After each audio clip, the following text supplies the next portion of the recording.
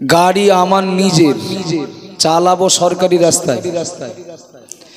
আমার নিজের গাড়ি, আমি পেট্রোল দিয়েও চালাতে পারি, ডিজেল দিয়েও চালাতে পারি, কেরোসিন দিয়েও চালাতে পারি, পানি দিয়েও চালাতে পারি, ওটা আমার ব্যক্তিগত ব্যাপার। আর পাকা রাস্তায় চলবো, কোথায় ব্রেক মারবো কোথায় না মারবো ওটা আমার ব্যক্তিগত ব্যাপার। তাই কি একটু কথা বলেন না? আচ্ছা, আমার নিজের টাকায় কেনা গাড়ি বলে আমি কি ইচ্ছা মতো যে কোনো তেল দিয়ে চালাতে পারি? যদি চালাই গাড়ি চলবে? যারা ড্রাইভার তারা জানেন, রাস্তায় চলতে গেলে অনেক সিগন্যাল থাকে। তেমাথায় চৌমাথায় দেখেন সিগন্যাল আছে, তো ধরেই নিতে পারি আমি বারাসাতে গেছি, ডাকবাংলো মোড়ে আমার দিকে ফিরে লাল লাইট জ্বলছে। আচ্ছা, লাল লাইট রেড লাইট যদি আমার দিকে জ্বলে, এর সংকেত কি? গাড়ি জোরে চালাও না দাঁড়াও? দাঁড়াতে হবে তো।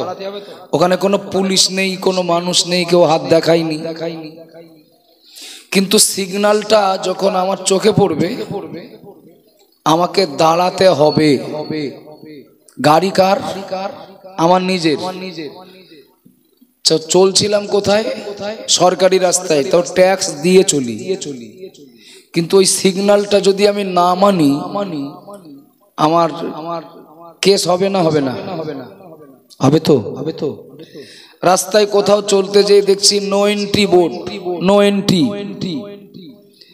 আমি যদি ভাবি যে আমার নিজের টাকায় কেনা গাড়ি, চালাবো সরকারি রাস্তায়, কোথায় কে সাইনবোর্ড টানিয়ে রাখলো ওটা আমার দেখার বিষয় না, চালিয়ে দিলাম ওইভাবে। আমার কিছু হবে? কি হবে? ফাইন দিতে হবে, কেস হবে, ফাইন দিতে হবে। তাহলে গাড়ি আমার নিজের হলেও আমি রাস্তায় এক ইচ্ছা মতো চালাতে পারি না, আর গাড়ি আমার নিজের হলেও ইচ্ছা মতো তেল দিয়ে আমি চালাতে পারি না। গাড়িটা আমি কি তেল দিয়ে চালাবো ওটা কোম্পানি বলে দিয়েছে। কোম্পানি যে তেল দিয়ে চালাতে বলেছে, যদি তার উল্টো কিছু করতে যায় তাহলে গাড়ি চলবে তো না, ইঞ্জিন নষ্ট হবে। আর রাস্তায় আমি চললেও ট্রাফিক আইন বলে একটা আইন আছে, ইচ্ছা খুশি মতো কেউ যদি রাস্তায় গাড়ি চালায় কেস খাবে। যারা রাস্তায় চলেন তারা আরো ভালো জানবেন, কিছু কিছু জায়গায় গতি বেঁধে দেওয়া আছে। গতি এখানে 40 স্পিডের উপরে গাড়ি উঠবে না, 50-এর উপরে উঠবে না। যদি এর বেশি গতি গাড়ি, এর বেশি গতিতে যদি গাড়ি চলে, রানিং অবস্থায় মোবাইলে মেসেজ চলে আসবে কেস। এই যে কয়েকটা কথার ভিতরে আমার বলার উদ্দেশ্য হলো এটাই যে আমার নিজের টাকার কেনা গাড়ি, কিন্তু আমি ইচ্ছা মতো চালাতে পারবো? পারবো না। সরকারি রাস্তায় ট্যাক্স দিয়ে চলি, এর পরেও কি ইচ্ছা খুশি মতো চলতে পারবো? আইন আছে না, একটা নিয়ম কানুন আছে তো। এ নিয়ম, এ কানুন, এ আইনকে উপেক্ষা করে কেউ যদি তার গাড়িটা রাস্তায় চালায়, হয়তো তার সাথে দেখা হবে থানায়, কোর্টে। কেন? সিগন্যাল ফেল করেছে, ট্রাফিক আইন অমান্য করেছে। আব্বাজান, মায়েরা, মনে কি দিন, মা বোনেরা, মনে না গুণ। আমি কয়েক মিনিটের জন্য একটু বক্তব্যটা সামনে রেখে আমার দুটো কথা বলার, একটু দয়া করে বলবেন নাকি একটা গাড়ি দাম 10 লাখ 20 লাখ কিংবা তার কম বেশি, এই গাড়িটা যদি রাস্তায় চলতে গেলে নিয়ম মেনে চলতে হয়, ইচ্ছা মতো যদি না চালানো যায়, ইচ্ছা মতো চালানে যদি কেস খেতে হয়, ফাইন দিতে হয়। ও বাবা জিরা, মায়না, মনে না গুণ, কালো হই আর পরিষ্কার হই, সর্দার হই আর গাজী হই, মন্ডল হই আর মোড়ল হই, যে যেই হই না কেন একটু দয়া করে বলবেন নাকি মহান আল্লাহ পাক কোরআনে ঘোষণা করলেন লাকাদ খালাকনাল ইনসানা ফি আহসানি তাকওয়িম। আমি আল্লাহ জানিয়ে দিলাম তামাম দুনিয়ার মাটিতে আমার যত সৃষ্টি আছে সব সৃষ্টির ভিতরে সব থেকে দামি সৃষ্টি হলো মানুষ। একটু বলেন না সুবহানাল্লাহ, আরো জোরে বলুন সুবহানাল্লাহ। ও মামাজিরা মায়েরা, গত কয়েকদিন আগে আমি একটা স্বর্ণকারের কাছে যাই, আমার একটা প্রয়োজনে সোনার দাম জিজ্ঞাসা করেছি। স্বর্ণকার বললেন সোনার দাম প্রায় 90,000 টাকার কাছে ভরি। ভরি মানে আমি ধরে নিতে পারি 10 গ্রাম। 10 গ্রাম সোনার দাম 80 থেকে 90,000 টাকা। এখানে যত মানুষ রয়েছেন আমি আপনাদেরকে জিজ্ঞাসা করছি একটু দয়া করে বলবেন নাকি সোনার দাম 80-90,000 টাকা ভরি। এই দুনিয়ার জমিনে যদি একজনও মানুষ না থাকে 1 কুইন্টাল সোনার দাম কত? কত কত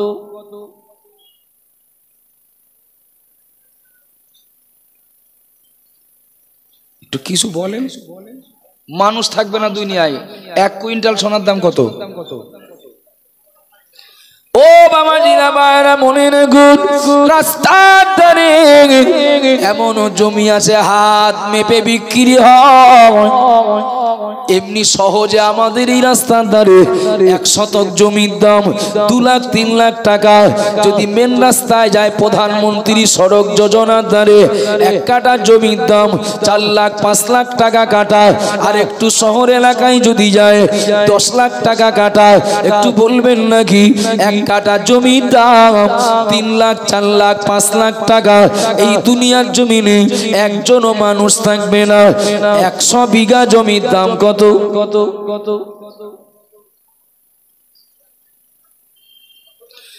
ও বাবা জিরা বায়রা মনে রাখুন, সোনার দাম 80 থেকে 90,000 টাকা ভরি।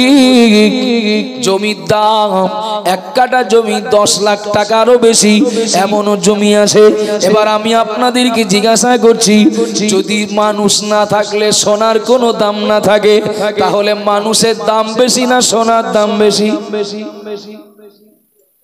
জমির দাম 10 লাখ টাকা কাটা, কিন্তু মানুষ না থাকলে যদি 100 বিঘা জমিরও দাম না থাকে, তাহলে জমির দাম বেশি না মানুষের দাম বেশি? মানুষ মানুষ সামান্য 5 লাখ 7 লাখ 10 লাখ টাকার গাড়িটা ইচ্ছা মতো চালালে যদি কেস খেতে হয়, যে মানুষের দাম ওই বলে না অমুক মারা গেছে ক্ষতিপূরণ বাবদ 10 লাখ টাকা, ওটা কি ক্ষতিপূরণ হইল? একটু কথা বলেন না, ওটা তো ক্ষতিপূরণ না, ওটা অসহায় পরিবারকে সাহায্য করা বলতে পারি। 1 কোটি টাকা দিয়েও কারোর ক্ষতিপূরণ দেওয়া যায়? 5 লাখ 10 লাখ টাকার গাড়িটা যদি ইচ্ছা মতো চালালে কাউকে যদি কেসের টাকা দিতে হয়, এ গাড়িটা কোটি কোটি কোটি কোটি কত কোটি টাকা দাম, তার কোনো লিমিট নেই। এই গাড়িটা জমিনে চলবে ইচ্ছা মতো না যে কোম্পানি এ গাড়িটা তৈরি করেছেন সেই কোম্পানির দেওয়া গাইডলাইন মেনে? আমি গাড়িটা কিনেছি পেট্রোল গাড়ি, যদি ডিজেল দিয়ে চালাতে যাই খেয়ে হবে? এ গাড়িটা যে কোম্পানি তৈরি করেছেন সেই কোম্পানি তো জানেন এটা ডিজেল ইঞ্জিন না পেট্রোল ইঞ্জিন। আমার কথা বোঝা যাচ্ছে নাকি? তো মালিক এ গাড়িটা যেভাবে চালাতে বলেছেন সেইভাবে চালালে চলবে ভালো। আর যদি পেট্রোল গাড়িতে ডিজেল ঢালতে যায় তো খাই হবে? আমার কেনা গাড়িটা রাস্তায় চালাতে গেলে যদি ট্রাফিক আইন মানতে হয়, এ গাড়িটা নিয়ে 50 60 70 বছর এই জমিনে ঘুরবো, ট্রাফিক সিগন্যাল মানতে হবে না? কি আমার ভুল হচ্ছে নাকি? আব্বাজান বারা মনে কি দিন মা মনে না গুণ আমি একটু আগিয়ে যাচ্ছি বাবা দুনিয়ার ট্রাফিক সিগন্যাল গুলো তাই সেটা আপনার রেড সিগন্যাল হোক কিংবা ট্রাফিক আইন নো এন্ট্রি কোনো বোর্ড হোক না কেন ও বাবা জিরা মায়েরা মনে রাখুন এই সিগন্যাল অমান্য করলে যদি ফাইন দিতে হয় যদি কেস খেতে হয় এটা আমরা বিশ্বাস করি ও বাবা জিরা মায়েরা মনে রাখুন এটা আমরা বিশ্বাস করি কিছু জায়গা দেখি কিছু জায়গা হতে পারে ব্যাংক হতে পারে নার্সিং হোম কিংবা হতে পারে গুরুত্বপূর্ণ জায়গা হতে পারে পেট্রোল পাম্প ও বাবা জিনা মায়েরা মনে রাখুন কিছু জায়গায় দেখি দেওয়ালের গায়ে লিখে দেওয়া থাকে আপনি সিসি ক্যামেরার নজরদারিতে থাকে কি থাকে না আপনি সিসি ক্যামেরার নজরদারিতে ও বাবা জিনা মায়েরা মনে রাখুন এ কথার মানে কি আপনি এই সিসি ক্যামেরার অধীনে আপনি যা করবেন আপনি যা বলবেন আপনি যা নেবেন আপনি যা দেবেন সব কিন্তু রেকর্ড হবে ও বাবা জিরা মায়না খেয়াল করুন কত চুরি হয় কত ডাকাতি হয় কত দুর্ঘটনা কত জায়গায় বিস্ফোরণ ঘটে ওই সিসি ক্যামেরা তল্লাশি চালিয়ে সিসি ক্যামেরার হিস্ট্রি ঘেটে আসামিকে ধরা হয় ঠিক বলছি না ভুল বলছি দুনিয়ার সিসি ক্যামেরার অধীনে যা হয় কোন মানুষ থাক আর নাই থাক কে কি করলো ভালো করলো না মন্দ করলো যদি ধরার ব্যবস্থা থাকে ও বাবা জিরা মায়না মনে রাখুন ওই সিসি ক্যামেরা বানিয়েছেন যিনি তাকে বানিয়েছেন তো আল্লাহ তাকে বানিয়েছেন আল্লাহ ওই আল্লাহ কি জানেন না আমার কোন বান্দা গাইডলাইন মেনে নিজেকে চালাচ্ছে আর কোন বান্দা সিগন্যাল ফেল করে ইচ্ছা মতো চলছে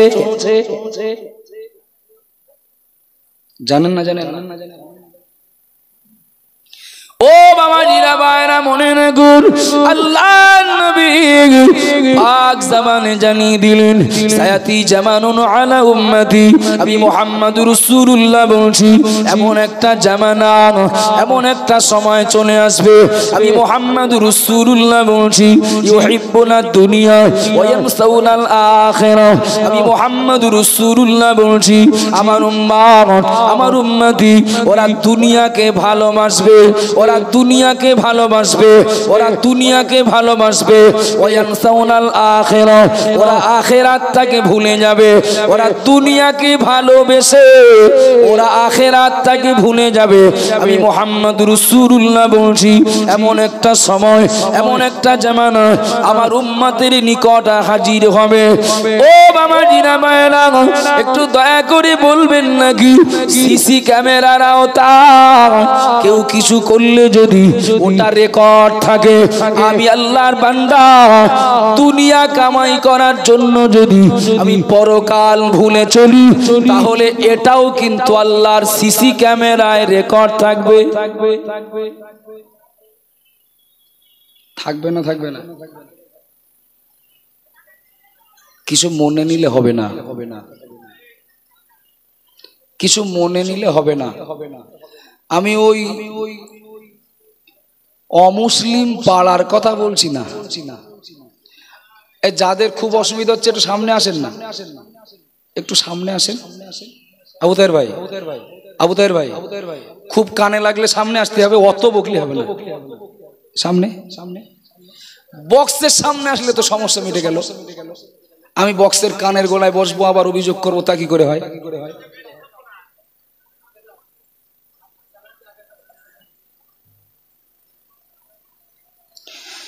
কিছু মানুষের চলাফেরা তাদের জীবনযাপন দেখলে বিশ্বাস করুন খুব অবাক লাগে মানে দেখে মাঝে মধ্যে মনে হয় মরবে না জীবনে নাকি ঠিক বলছি না ভুল বলছি কিছু মানুষের চলাফেরা তাদের জীবনযাপন দেখলে মনে হয় যে এ জীবনে মরবে না নাকি আমার আগে হাফেজ সাহেব বলছিলেন না যারা পরিমাণ ভালো কাজ করলেও তার শাস্তি হবে, এই পুরস্কার দেওয়া হবে। যারা পরিমাণ পাপের কাজ করলেও শাস্তি হবে। আচ্ছা, আমি একটা ভালো কাজ করেছি, পৃথিবীর কেউ দেখতে পাইনি, তা আমার সব হবে? একটু হ্যাঁ না বলেন। আচ্ছা, আমি একটা কারোর ক্ষতি করেছি, পৃথিবীর কেউ দেখতে পাইনি, তা আমার কি পাপ হবে? এ বিশ্বাস আমাদের আছে না নেই? আছে তো? আব্বাজান বারা মনে কি দিন, মা বোনেরা মনে রাখুন, অত্যন্ত গুরুত্বপূর্ণ এবং শিক্ষামূলক একটা কথা শোনায় আল্লাহ নবী মুসা আলাইহিস সালাম। আল্লাহ পাক রব্বুল আলামিনকে একদিন ডেকে বললেন, ওগো আল্লাহ, ও রব্বুনা নামিন আল্লাহ, আমি আপনার নবী মুসা, আল্লাহ আপনার প্রতি ঈমান এনেছি, আল্লাহ আমি আপনার নবী হয়ে আপনার দ্বীন প্রচারের দায়িত্ব পেয়েছি। আল্লাহ পাক আমার কওম, আমার সজাতি, ওরা যে পরিমাণে নাফরমানি করে আল্লাহ, ওরা যে পরিমাণে উশৃঙ্খলতার সঙ্গে জীবন কাটায়, ও রব্বুল আলামিন আল্লাহ পাক, আমি মুসা আপনার একটু বিচার দেখতে যাচ্ছি, বিচার। আল্লাহ আপনি যে যার যেটা পাও না তার সেটাই দেবেন, একটা নমুনা একটু আমাকে দেখান, আমি মুসা দেখতে চাই। অমনোযোগী হবেন না যেন। অনেক সময় আমাদের মনে হয়, আচ্ছা এই লোকটা যে ওই লোকটার যে একটা চড়া কথা বললো, তা আল্লাহর মনে থাকবে তো কথা? এই লোকটা যে ওই লোকটার 10 টাকা ফাঁকি দিল, তা আল্লাহর মনে থাকবে তো? এই লোকটা যে ওই লোকটার 10 টাকা দিয়ে উপকার করলো, কোন কালে সেই কিয়ামতের দিন বিচার হবে, তো এর কথা মনে থাকবে তো আল্লাহর?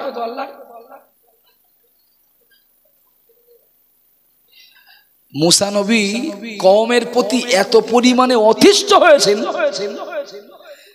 আল্লাহ আপনার একটা বিচারের একটা নমুনা দেখান দিন। নমুনাটা কি? যার যেটা পাওনা তা সেটাই আপনি দেবেন, এইরকম একটা নমুনা দেখান দিন, মনটা শান্তি পাক। আমার কথা বোঝা যাচ্ছে নাকি?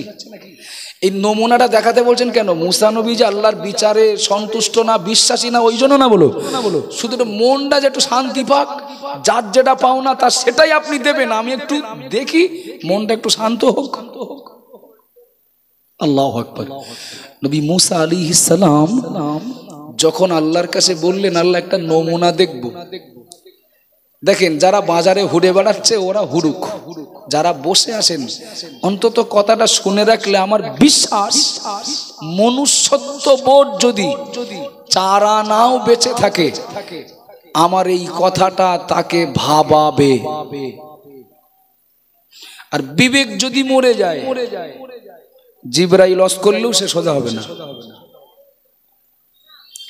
মুসা নবী বললেন, আল্লাহ আপনার একটা বিচারের নমুনা দেখবো, যে যার যেটা পাওনা তা সেটাই দেবেন। তাই মুসা, ঠিক আছে, ঠিক আছে। আব্বা জান মায়েরা মনে রাখুন, আল্লাহ পাক মুসা নবীকে বললেন, আমার নবী মুসা, তুমি ওই যে একটা ঝর্ণা দেখতে পাচ্ছ, আল্লাহ মুসা নবীকে একটা পাহাড়ের ঝর্ণা দেখালেন। ও আমার নবী মুসা, ওই যে ঝর্ণাটা দেখতে পাচ্ছ আর ওই যে ঝোপের আড়ালটা দেখতে পাচ্ছ, আমি আল্লাহ তোমাকে বলছি, তুমি ওই ঝোপের আড়ালে নিজেকে লুকিয়ে রাখো আর ওই ঝর্ণার দিকে তাকিয়ে থাকো। নবী মুসা, তুমি ওই ঝোপের আড়ালে নিজেকে লুকিয়ে রাখো আর ঝর্ণার দিকে তাকিয়ে থাকো। কেন? না তুমি আমার বিচার দেখবে। ও বাবা জিরা বায়রা মনে রাখুন, আল্লাহ নবী মুসা ঝোপের আড়ালে নিজেকে লুকিয়ে ঝর্ণার দিকে তাকিয়ে রইলেন। ঝর্ণার দিকে তাকিয়ে দেখতে পেলেন একজন ঘোড় সওয়ারি ঘোড়ায় চড়ে ওই ঝর্ণার কাছে চলে আসলেন, ঘোড়াটা বাঁধলেন, ওযু করলেন, নামাজ পড়লেন, একটা প্যাকেট রেখে চলে গেলেন।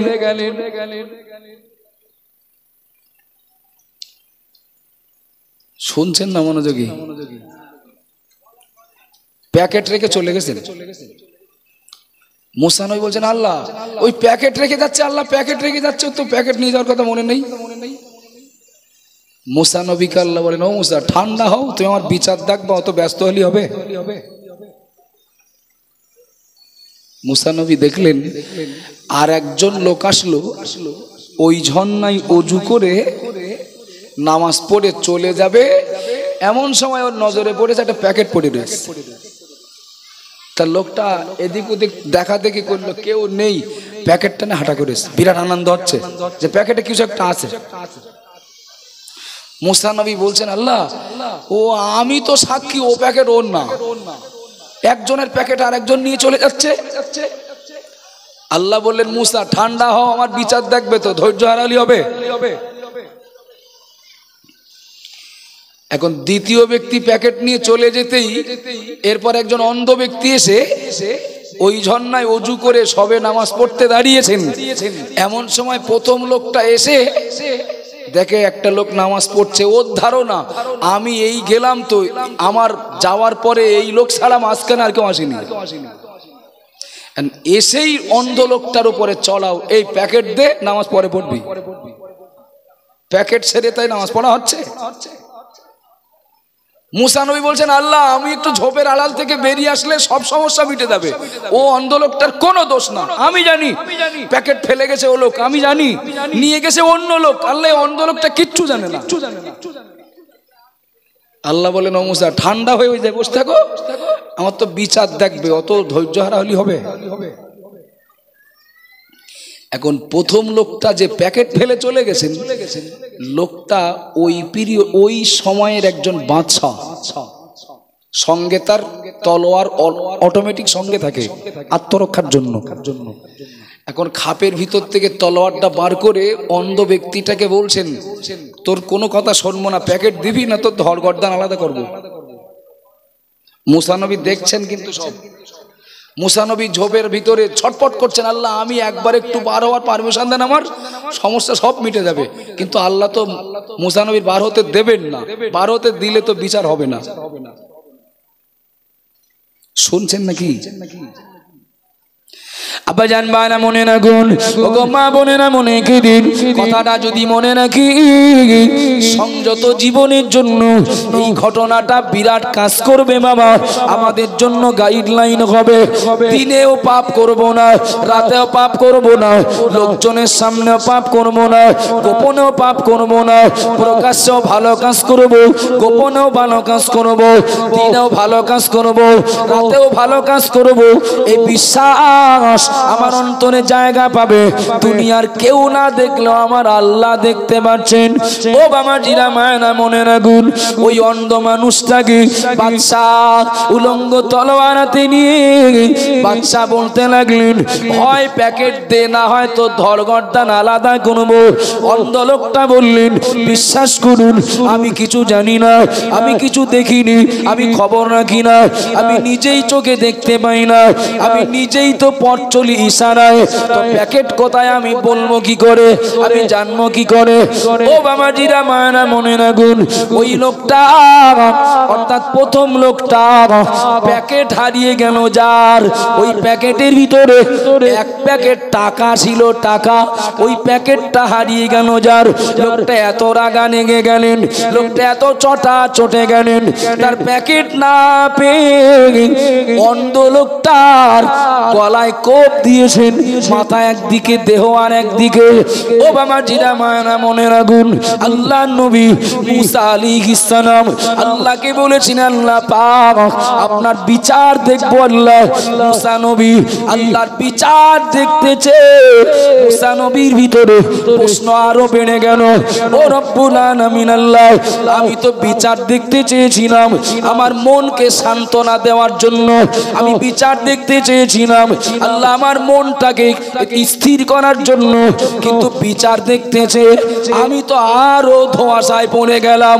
আল্লাহ পাক প্যাকেট রেখে গেল একজন আর নিয়ে গেল আর একজন। অন্ধ লোকটা কিছু জানেন না, অন্ধ লোকটার হত্যা হয়ে যেতে হলো। ও রব্বুল আলামিন আল্লাহ, আমি আর বিচার দেখতে চাই না আল্লাহ, এ পর্যন্ত হলো কি আমার একটু বুঝিয়ে দেন। ও মুসা, তোমার কি মনে হয় আমি অন্যায় বিচার করি? না আল্লাহ, কখনোই না। তবে আমি বুঝতে পারলাম না তো, প্যাকেট রেখে গেল একজন, নিয়ে গেল একজন, আর নির্দোষী লোকটার খুন হচ্ছে। ও মুসা, আমি সঠিক বিচার করি এবং এখন যে বিচারটা করেছি এটাও সঠিক। আল্লাহ একটু বুঝিয়ে দেন আল্লাহ। আব্বাজান মায়েরা মনে রাখুন, ওগো মা বোনেরা মনে কি দিন, আমি বলতে যাচ্ছিলাম একদিক লাইনটা একটু ঘুরে গেছে, এরপরেও এটা শুনলে উপকার হবে, শুনলে উপকারে লাগবে বাবা। আল্লাহ পাক মুসা নবীকে ডেকে বললেন, ওগো আমার নবী মুসা মনে রাখো, আমি আল্লাহ যার যেটা পাও না তাকে সেটাই দিয়েছি, আমি কারোর প্রতি অবিচার করিনি, আমি কারোর প্রতি আমি অবিচার করিনি, কারোর প্রতি বেইনসাফি করিনি। আল্লাহ নবী মুসা আলাইহিস সালাম বললেন, আল্লাহ আমাকে একটু বুঝিয়ে দেন। আল্লাহ বললেন, ও আমার নবী মুসা, প্রথমে যে লোকটা আসলো ও লোকটা এই যুগের একজন বাদশাহ, প্রথম যে লোকটা আসলো ও লোকটা এই যুগের একজন বাদশাহ, আর দ্বিতীয় লোকটা দীর্ঘদিন ধরে ওই বাদশার বাড়ি কর্মচারী হিসাবে কাজ করেছে। ওগো মুসা, মালিকের সঙ্গে কর্মচারীর কোনো একটা বিষয় নেই, কোনো একটা ব্যাপার নেই, একটু মনোমালিন্য হওয়ার জন্য ওই বাদশাহ তার ক্ষমতা ছিল বলে কর্মচারীটাকে বাড়ি থেকে ঘাট ধরে বার করে দেয়, চলে যা, আমার বাড়ি তোর জায়গা নেই, আমার বাড়ি তোর আর আশ্রয় নেই, তুই চলে যা, দূর হয়ে যা। ওর ক্ষমতা ছিল বলে ও নির্দোষী নিরীহ কর্মচারীটার ঘাট ধাক্কা দিয়ে ঘর থেকে বার করে দিয়েছে। ওই কর্মচারী তার মনিবের কাছে অর্থাৎ বাদশার কাছে কাতর ভাবে প্রার্থনা করে, ওগো বাদশাহ, আমি যদি আপনার বাড়ি নাই থাকি, আপনি যদি আমাকে নাই রাখেন, আমি দীর্ঘদিন ধরে আপনার বাড়ি কাজ করেছি, ওগো বাদশাহ, যদি আমাকে আপনার বাড়ি আর না রাখেন, এতদিন যা কাজ করেছি আপনি আমার জনের দামটা দিয়ে দেন, আমার পারিশ্রমিকটা দিয়ে দেন, আমার পারিশ্রমিক আমার জনের দামটা দিয়ে দেন, আমি আর আসবো না। কিন্তু বাদশাহ ও প্রভাবশালী ক্ষমতার বলে ওই নিরীহ মানুষটার পাওনাটা না দিয়ে ওকে বলেছিল, তুই ক্ষমতা থাকে আদায় করে নিস।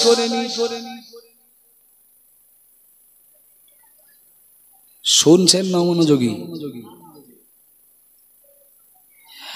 আর নিরীহ লোকটা বলেছিল, আল্লাহ আপনি তো জানেন আমি টাকা পাই কিনা, বিচার আপনার কাছে দিলাম।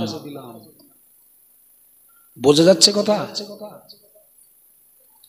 গরিব মানুষের পাওনাটা গরিব মানুষকে দেওয়া হয়নি। ওর একটা ত্রিপল পাওনা ছিল, ওর একটা ঘর পাওনা ছিল, ওর 10 কেজি চাল পাওনা ছিল, ওর একটা লোন পাওনা ছিল, যোগ্যতা ছিল, ওর চাকরিটা পাওনা ছিল।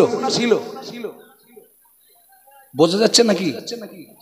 কিন্তু প্রভাবশালীরা তারা এই পাওনাদার লোকগুলো দুর্বল হওয়ার কারণে তাদের অধিকার নষ্ট করেছে। এদেরও ক্ষমতা নেই বাদশার জামার কলার ধরার।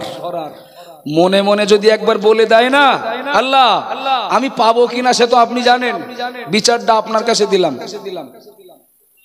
খবর বিরাট খারাপ হবে, খবর বিরাট বিরাট খারাপ হবে। আব্বাজান ভাইরা মনে রাখুন, আল্লাহ নবী মুসা আলাইহিস সালামকে আল্লাহ বললেন, ওগো আমার নবী মুসা, দ্বিতীয় লোকটা তার পাওনা টাকা তাকে না দিয়ে ওকে ঘাট ধাক্কা দিয়ে বাড়ির থেকে বার করলো। ওই বাদশাহ কর্মচারী নিরীহ মানুষ দুনিয়ার কারোর কাছে বিচার না দিয়ে আমি আল্লাহ আমার কাছে বিচার দেয়। ও নবী মুসা, আজকের বাদশাহ তার কোনো কাজে যাচ্ছে, প্যাকেটে টাকা ততটাই আছে, কর্মচারীর জনের দাম যতটা বাকি।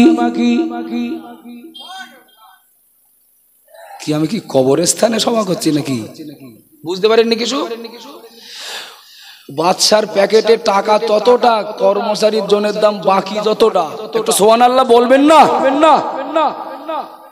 ওর নামাজ পড়া হয়ে গেলে আমি আল্লাহ ওর অন্যমনস্ক করে দিয়েছি, প্যাকেটটা রেখে যা। ও প্যাকেট থেকে চলে গেছে। আর দ্বিতীয় যে ব্যক্তি প্যাকেট নিয়ে বাড়ি যাচ্ছে আনন্দ করতে করতে, ওর আনন্দ করার কিচ্ছু নেই, আমি তো জনের দাম পাইয়ে দিয়েছি। সুবহানাল্লাহ বলবেন না? বলবেন না? অথচ বাদশাও জানে না যে আমার প্যাকেট সেই কর্মচারীর বাড়ি, কর্মচারীও জানে না যে এ অন্য টাকা না, এ আমার জনের দাম। বোঝা যাচ্ছে না? মুসা নবী থ হয়ে গেল, আল্লাহ এ কি আপনার বিচার? কবে বলেছে লোকটা আল্লাহ বিচার আপনার কাছে দিলাম, আমার ফাঁকি দিয়েছে আল্লাহ, বিচারটা আপনি করবেন। আল্লাহ আপনার একই বিচার, কি বিচার? আব্বাজান মায়েরা মনে রাখুন, মা বোনেরা মনে দিন, আল্লাহর নবী মুসা আলাইহিস সালাম বললেন আল্লাহ কর্মচারী মালিকের প্যাকেট নিয়ে বাড়ি চলে গেল। আল্লাহ এটা বুঝতে পারলাম, ও রব্বুল আলামিন আল্লাহ পাক। অন্ধ লোকটা কি করলো? অন্ধ লোকটা কি করলো? ও এর মধ্যে ঢুকলো কি করে? অন্ধ লোকটা জড়ালো কি করে? অন্ধ লোকটা হত্যা হলো কি করে? আল্লাহ বললেন মুসা শুনে না গো, আমি আল্লাহ পাক রব্বুল আলামিন বলছি, বর্তমান যে বাদশা, এই বাদশার বাপ যখন বাদশা ছিল, বর্তমান যে বাদশা, এই বাদশার বাপ যখন বাদশা ছিল, অন্ধ লোকটার গায়ে তখন বিরাট বল ছিল, ও তখন চোখওয়ালা ছিল। এই বাদশার বাপ বিশ্বাস করে ওকে বডিগার্ড বানায়। বোঝা যাচ্ছে নাকি? এখন বর্তমান বাদশার বাপ ওই রকম টাকা নিয়ে কোথাও যাচ্ছিল, ওই বডিগার্ডটা সঙ্গে করে এ দেখলো, তাই তো রাস্তায় যদি বাচ্চার খুন করে দিতে পারি টাকা আমার পাওনা হবে। সেই দিন এই বাদশার বাপকে ওই অন্ধ লোকটা ভালো থাকাকালীন হত্যা করে টাকা নিয়ে বাড়ি যায়। ও মুসা টাকা আজকে নেইনি, ও নিয়ে রেখেছে। কি বোঝা যাচ্ছে নাকি? টাকাও আজকে নেইনি, ও নিয়ে রেখেছে। সেই দিন থেকে বাদশার ছেলে অর্থাৎ বর্তমান বাদশা বাপের হত্যাকারীর খুঁজে বেড়াচ্ছে। আমার বাপের যে খুন করেছে তার আমি যেখানে পাবো সেখানে খুন।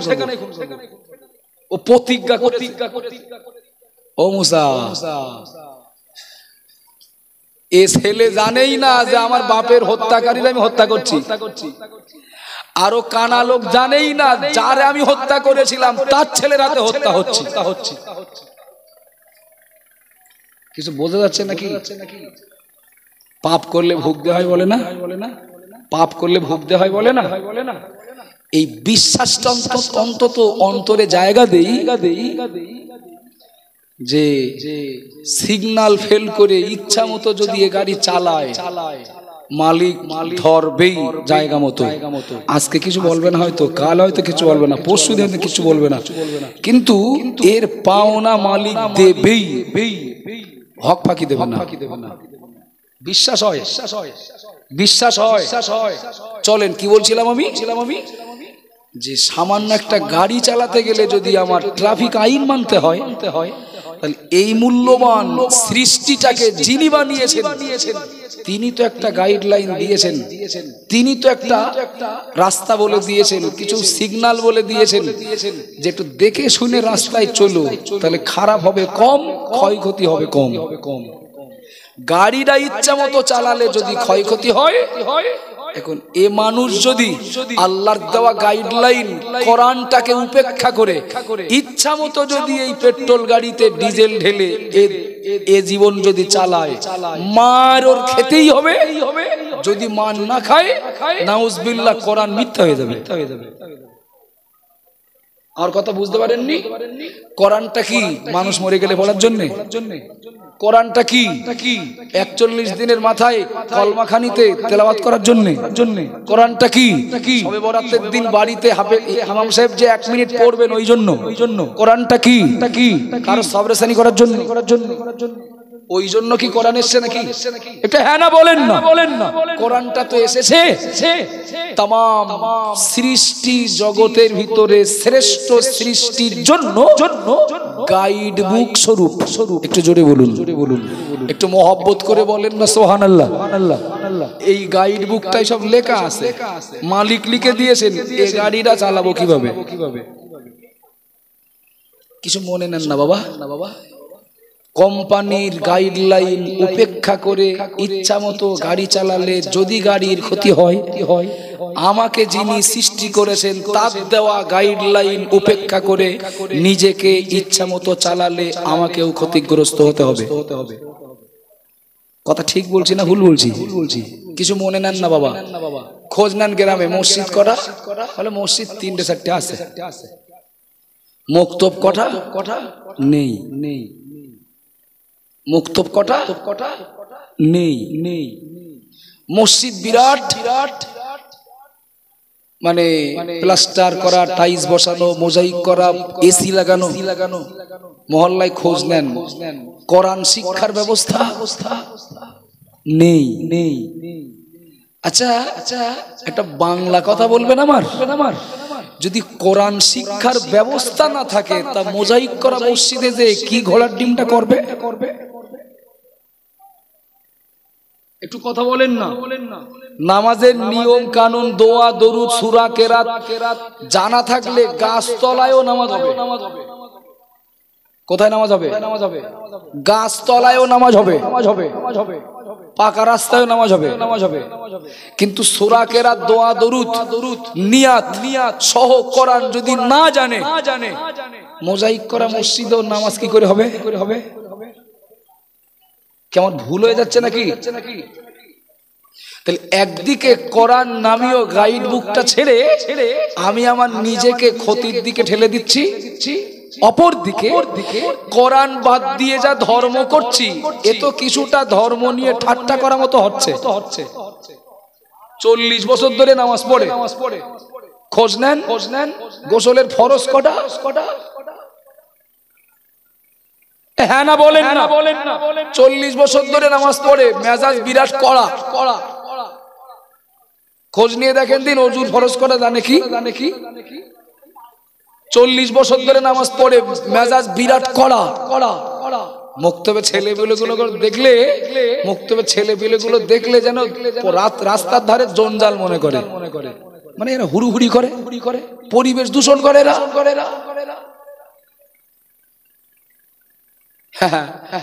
আমি বলছি ওই মুরব্বির কোরআন না জানা, ওই মুরব্বির নামাজের তুলনায় মক্তবের বাচ্চাদের হুড়োহুড়ির দাম আল্লাহর কাছে অনেক বেশি। চ্যালেঞ্জ থাকলো মোকাবেলায় আসেন। কোরআন না জানা, নামাজের নিয়ম কানুন না জানা এ মানুষের নামাজের তুলনায় যদি মক্তবের বাচ্চাদের বা কোরআন শিক্ষা করছে যে বাচ্চারা, এদের হুড়োহুড়ির দাম অনেক বেশি। একটা বাচ্চা সামনে গেল, তার নাকের পোটার থেকেও আরো অস্বস্তিকর মনে করে হাত ধরে চেলে ফেলে দেওয়া মতো পিছন দিক দিচ্ছে, পিছন দিক যা, তুই ছেলে পেলে তুই সামনে এসিস মসজিদে। ছোট মানুষ মনে খুব দুঃখ নিয়ে, খুব কষ্ট নিয়ে ও পিছন দিকে আসলো। ব্যাপার কি? ছোট মানুষ সামনে আসবে কি জন্য? আমি কিন্তু ফতোয়া দিচ্ছি না, আমার একটু বুঝিয়ে বলবেন। ও ছোট বলে ওর সামনে থাকা যাবে না, কেন না ওর ওপরে এখনো নামাজ ফরজ হয়নি। তো এর জন্য সামনে যাওয়া যদি অপরাধ হয়, আর অপরাধ কি? পেশাব করে পানি নিস কিনা তার ঠিক নেই, দাঁড়িয়ে পেশাব করিস কি তার ঠিক নেই, আদৌ ওযু করিস কি তার ঠিক নেই, এই সন্দেহে ওর সামনে দেওয়া যাবে না, বিরাট আপত্তি। আচ্ছা এই বাচ্চাটা পেশাব করে পানি নেয়নি কিংবা ওযু না করে সামনের কাতারে দাঁড়ানোর জন্য এ যদি অপরাধী হয়, যে লোকটা সুদখোর এই ওযু না করে নামাজ পড়তে যাওয়া বাচ্চাটার তুলনায় সুদখোর বড় অপরাধী না? এটা হ্যাঁ না বলেন না? ওযু না করে কিংবা ওযুর নিয়ম কানুন না জানা, না বোঝা এ বাচ্চাটার তুলনায় যে লোকটা 10 টাকায় 10 লাখ পাওয়ার ধান্দায় লটারি কাটে, ও আরো বড় আসামি না? কিছু মনে নেন না।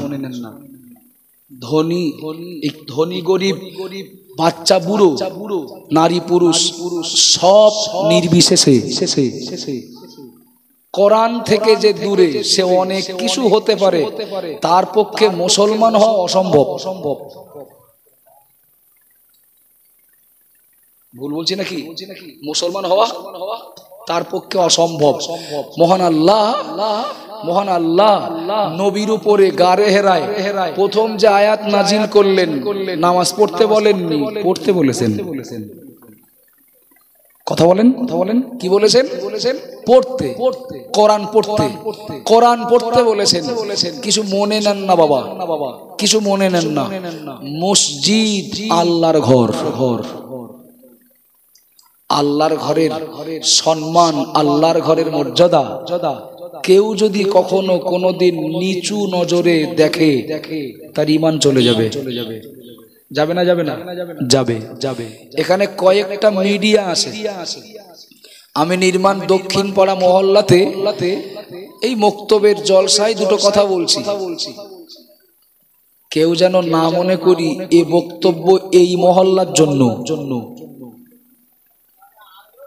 এ বক্তব্য বলে এই মহল্লার জন্য না, এ বক্তব্য তামাম মুসলিম দুনিয়ার জন্য। মসজিদ যদি তাল পাতার ছাউনিও হয়, মুসল্লিদের যদি নামাজের নিয়ম কানুন, দোয়া দরুদ, সূরা কেরাত, রুকু সেজদা, তাসবিহ যদি জানা থাকে, নামাজ হবে। কথা বলেন হবে। কিন্তু মসজিদ যদি হয় তাজমহলের মতো, আর তার ভিতরে যদি কোরআন না থাকে, তাহলে তাজমহলের মতো মসজিদে কোরআন না জানা লোকটার কপাল ঠোকাই হবে, নামাজ হবে না। কেন হবে না? এক মিনিটের মধ্যে একটা কথা বলছি। আচ্ছা, নাপাক শরীরে নামাজ হয়? তাড়াতাড়ি বলেন। নাপাক শরীরে নামাজ হয়? কেন হয় না? নামাজ হতে গেলে শরীর পাক ফরজ। এ ফরজ ছাড়লে নামাজ হবে না। আচ্ছা, শরীর পাক করা যেরকম ফরজ, কোরআন পড়া কি? নামাজে কোরআন পড়া কি? ফরজ তো। তার শরীর পাক করা ফরজ। এ ফরজ না মানলে যদি নামাজ না হয়, তা কোরআন পড়া তো ফরজ। ও ফরজটা যদি না আমল করি, তা নামাজটা হবে কি করে? আমার কি ভুল হচ্ছে নাকি বাবা? কিছু মনে নেন না। এখানে নির্মাণ দক্ষিণ পাড়ার জওয়ান যুবক মুরব্বী, বাপ ভাই মা বোন, এ কথা এই মহল্লার মানুষদের জন্য শুধু না, এ কথা তামাম মুসলিম কমিউনিটির জন্য, যে আমাদের সবাইকে স্রষ্টার দেওয়া গাইডলাইন, নামাজের আগে, রোজার আগে, হজের আগে, যাকাতের আগে, তসবির আগে, পাগড়ির আগে, জুব্বার আগে, সবার আগে আল্লাহর দেওয়া ওই গাইডলাইন কোরআনটাকে আগে ধরতে হবে। আর ওইটাকে ছেড়ে যদি কেউ মনে করে কিছু করব, তাহলে এক বাদে শূন্য বসালি যা হয় তাই হবে। একের পিঠে শূন্য দিলে 10 হয়, আরেকটা দিলে 100 হয়, আরেকটা দিলে 1000 হয়, বাড়বে সংখ্যা। কিন্তু আগে যদি এক না থাকে, শুধু শূন্য দিয়ে যাচ্ছি, শুধু শূন্য পাতিয়ে যাচ্ছি, রেজাল্ট কি হবে? হবে না, জিরো। কোরআন যদি না জানে, বিশ্বাস করুন কত তথ্য লাগবে, এর পক্ষে কত দলিল লাগবে, দেওয়া যাবে। যে মুসলমান কোরআন থেকে দূরে, আল্লাহর নবী বলেছেন ওই লোকটার বিরুদ্ধে কোরআন আল্লাহর কাছে অভিযোগ করবে, এবং তত সময় অভিযোগ করবে আল্লাহ লোকটাকে যত সময় জাহান্নামে না দেবেন। বিষয়টা হালকা মনে করলেন। কোরআন যদি কারোর বিরুদ্ধে আল্লাহর কাছে অভিযোগ করে, আল্লাহ কোরআনের অভিযোগ গ্রহণ করবেন না? যাক, আমি বা আমরা বিশেষ করে, আমি যদি এখন আমাদের গ্রামের কথা বলি, এখানে সারাফুলের মানুষ আছেন, দত্তপাড়ার আছেন, দুর্গাপুরের আছেন, অনেক জায়গার আছেন। আমাদের গ্রামের কথা যদি বলি, আল্লাহর খাস মেহেরবানি, আমাদের গ্রামের দুটো মসজিদ আল্লাহ করিয়েছেন। দুটো মসজিদের মহল্লাতে দুটো মক্তব আল্লাহ করতে তৌফিক দিয়েছেন। একটু বলেন সুবহানাল্লাহ, একটু মহব্বতে বলেন না সুবহানাল্লাহ। আলহামদুলিল্লাহ। মক্তব বাদে মসজিদ চলবে না। আবার শুধু মক্তবে মহল্লা চলবে না, একে অপরের পরিপূরক। কথা বলেন। আচ্ছা, ভোল্টেজ 250 জায়গায় আমি 1000 ভোল্টেজ দেবো, এক তারে লাইট জ্বলবে? এক তারে লাইট জ্বলবে কি? আর্থিং লাগবে না? লাগবে।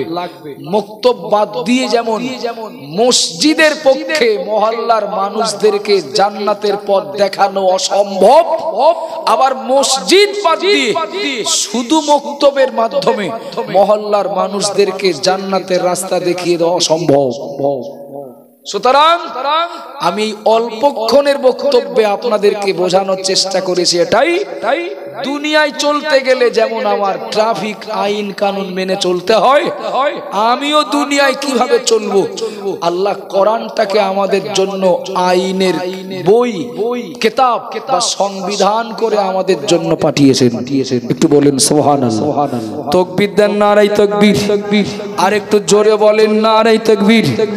আমাদের সকলের প্রিয় পীরজাদা মাহফুজুল্লাহ ভাইজান বলুন জিন্দাবাদ। আমাদের সকলের প্রিয় পীরজাদা মাহফুজুল্লাহ ভাইজান বলুন।